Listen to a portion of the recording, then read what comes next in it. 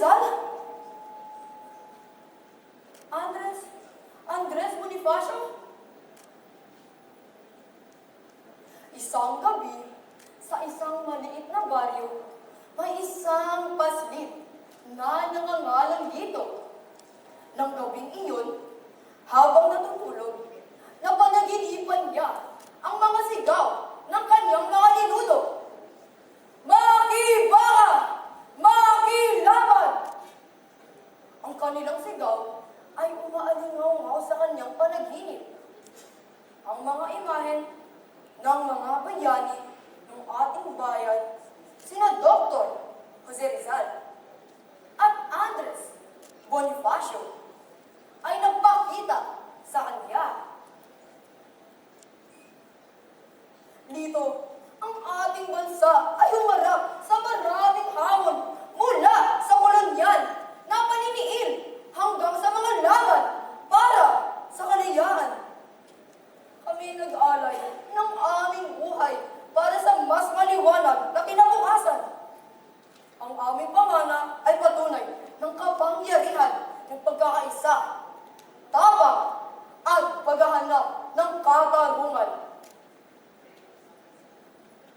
Ngunit ang laban ay malayo pa sa katapusan dito.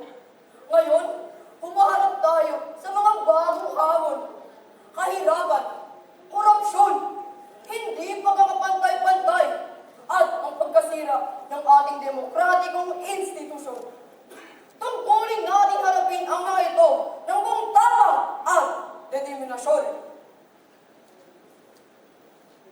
Nasilayan dito ang mga bayani ng nakaraan at napagtanto niya ng kanilang sigaw ay hindi lamang para sa kanilang panahon, kundi para din sa kasalukuyan.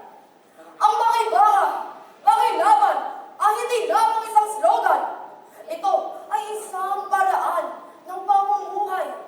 Isang pangako ay paglaban ng tama at hindi sumuko sa harap ng mga pagsubok.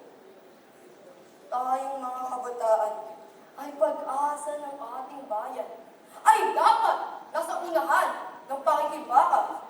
Tayo ang mga tagapagdala ng ating pangarap at mga tagapagtanggol ng ating demokrasya.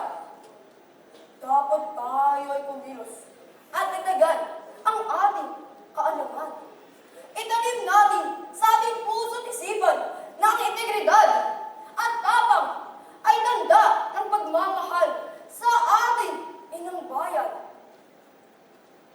Habang hinaharap natin ang mga hamon ng kasalukuyan, humuhugot tayo ng lakas mula sa diwa ng makibaka, makilaban. Alalahanin natin na ang laban para sa katarungan ay isang tuloy-tuloy na paglalakbay. Ang laban mo ay laban ko para sa ikatagumpay nating mga Pilipino. Mabuhay ang mga bayani! Mabuhay ang mga Pilipino!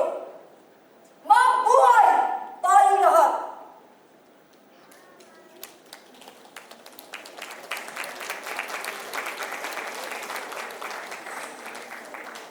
Candidate number